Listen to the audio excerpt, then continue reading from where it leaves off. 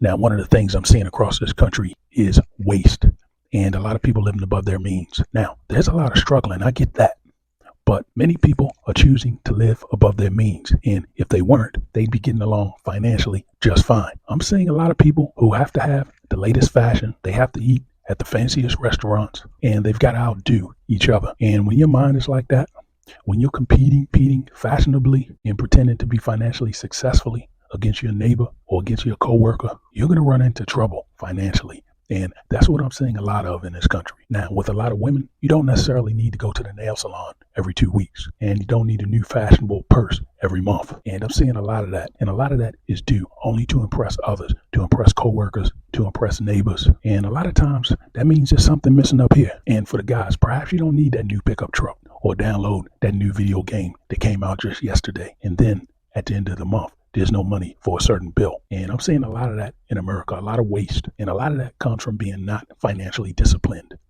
A lot of people don't stick to budgets. They go off script. And that's usually where things go wrong. And yeah, you look great. You look like you're doing great financially, but you're borrowing money from your cousin. So we just have a lot of waste in this country. People spending $20 a day going through the drive-through. And Dave Ramsey spoke about getting $4 lattes every morning. Now, most of these cups of coffee or lattes, they're more than $4. But just using that metric, that adds up a few $1,000s a year. And maybe it might be cost effective for you to buy a little brewer and make coffee yourself at home before you leave out in the morning. And it's the same thing with the lunch crowd. I'm seeing a lot of people who have to eat at Chipotle every day, and this stuff adds up at the end of the month.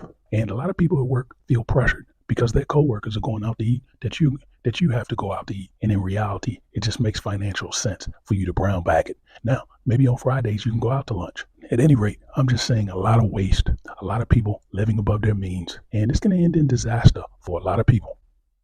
Now, Fannie Mae expects that the 30-year mortgage rate will decrease every quarter through the next 2 years, and by the fourth quarter of this year to be 5.9%. And I'm going to have to disagree. And I believe we're going to see mortgage rates stay over 7% or very close to 7% for the remainder of this year. Because as we move into the spring months, we're going to see the price of oil creep up. And the Fed, they're going to have to back off on their rhetoric of cutting rates. And we've seen them subsequently continue to push back. At first, it looked like they'd be cutting rates in March.